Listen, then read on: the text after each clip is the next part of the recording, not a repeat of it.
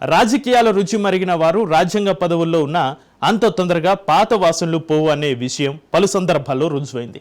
రాజ్యాంగబద్ధమైన పదవుల్లో ఉన్నవారు రాజకీయాల గురించి మాట్లాడకూడదన్న నిబంధన ఏపీ నేతలకు మాత్రం వర్తించదా అన్న అనుమానం కలుగుతోంది.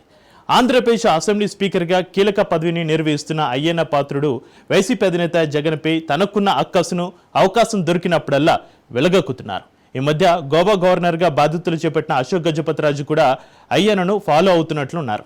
అందుకే జగన్పై గతంలో ఉన్న రాజకీయ వైరంతో గవర్నర్ అయ్యాక కూడా రాజుగారు రాజకీయ విమర్శలు చేయడం ఏపీలో హాట్ టాపిక్గా మారింది. గవర్నర్ హోదాలో ఉన్నాననే విషయాన్ని మర్చిపోయి జగన్పై అశోక్ గజపతిరాజు విరుచుపడంపై తెలుగు తమ్ముళ్ళు ఆనందిస్తున్నారేమో కానీ వైసీపీ నేతలు తిరిగి ప్రతి విమర్శలు చేస్తే అది రాజుగారిని కాకుండా గవర్నర్ హోదాను దిగదార్చినట్లు అవుతుందన్న విషయాన్ని గుర్తించాలని రాజకీయ విశ్లేషకులు సూచిస్తున్నారు.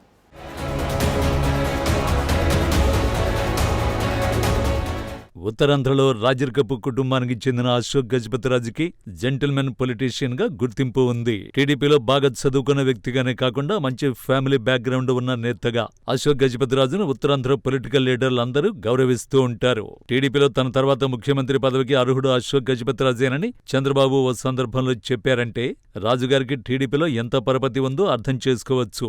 వరుస విజయాలు వచ్చినా అరుదుగా ఓటమి చవిచూసినా అశోక్ గజపతిరాజు పొంగిపోలేదు, కుంగిపోలేదు. అన్నింటికన్నా రాజుగారి విషయంలో అందరూ ఫిదా అయ్యే విషయం ఏంటంటే పేర్లోనే కాకుండా నిజంగా రాజరికపు కుటుంబానికి చెందిన నేత అయినప్పటికీ కేంద్ర మంత్రి పదవిలో ఉన్న మారుతి వ్యాగనార్ కారులో సాదాసీదాగా సింపుల్ గా జీవనం గడిపిన తీరును అందరూ ప్రశంసించేవారు. ప్రధాని నరేంద్ర మోడీ సైతం అశోక్ గజపతిరాజు సింప్లిసిటీని చూసి ఆయన పట్ల అభిమానం చూపేవారట. అంత హుందాగా వ్యవహరించే అశోక్ గజపతిరాజుకు జగన్ సీఎంగా ఉన్న 5 ఏళ్లు చుక్కలు కనిపించే.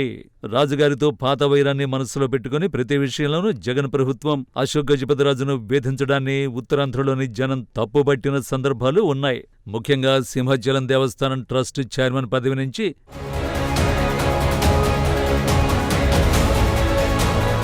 అశోక్ గజపతిని తప్పించడం, మాన్సాస్ ట్రస్టులో వివాదాలు సృష్టించడం వంటి అంశాలు జగన్ ప్రభుత్వంపై నెగటివ్ ప్రభావాన్ని చూపే.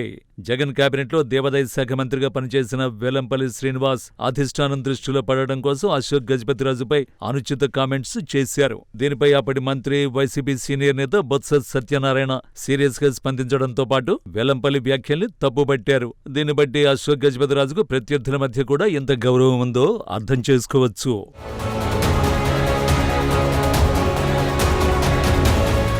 ఇంత హుందాగా వ్యవహరించి అందరి వద్ద గౌరవాన్ని సంపాదించుకున్న అశోక్ గజపతిరాజు క్రెడిబిలిటీని గుర్తించి ఏపీ సీఎం చంద్రబాబు గవర్నర్ పదవికి రాజుగారి పేరును సిఫార్సు చేశారు. అటు మోడీ ప్రభుత్వం కూడా అశోక్ గజపతి పేరును వెంటనే ఖరారు చేసి గోవా గవర్నర్ గా నియమిస్తూ ఉత్తర్వులు జారీ చేసింది. అశోక్ గజపతికి కీలక పదవి దక్కిన సందర్భంగా ఏపీలోని క్షత్రియ సంఘాలు ఆయనను ఘనంగా సన్మానించాయి.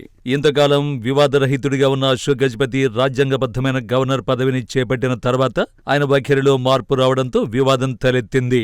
మన రాజ్యాంగం ప్రకారం రాష్ట్రపతి, గవర్నర్, న్యాయమూర్తులు, స్పీకర్, ఎన్నికల కమిషనర్ పదవుల్లో ఉన్నవారు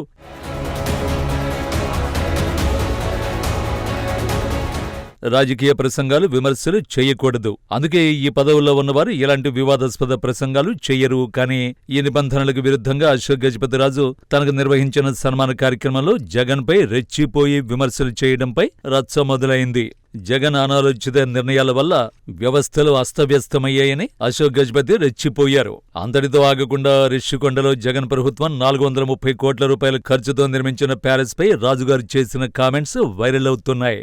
ఆ ప్యాలెస్ ను ప్రభుత్వం పిచ్చాసుపత్రిగా మార్చాలన్నది తన అభిప్రాయమని, ఇది కేవలం ఉచిత సలహా మాత్రమేనని అశోక్ గజపతి నర్మగర్భ వ్యాఖ్యలు చేయడంతో కొత్త చర్చ మొదలైంది. అసలు గవర్నర్ పదవిలో ఉంటూ అశోక్ గజపతి ఇలాంటి కామెంట్ చేయడం ఎంతవరకు సమంజసమని వైసీపీ నేతలు ప్రశ్నిస్తున్నారు. తాము కూడా ఆయనపై ఎదురుదాడి చేస్తే గవర్నర్ పదవికి కళంకంగా మారుతుందని జగన్ వర్గం హెచ్చరిస్తోంది. మరి రాబోయే రోజుల్లో ఈ వ్యవహారం ఏ మలుపు తిరుగుతుందో చూడాలి.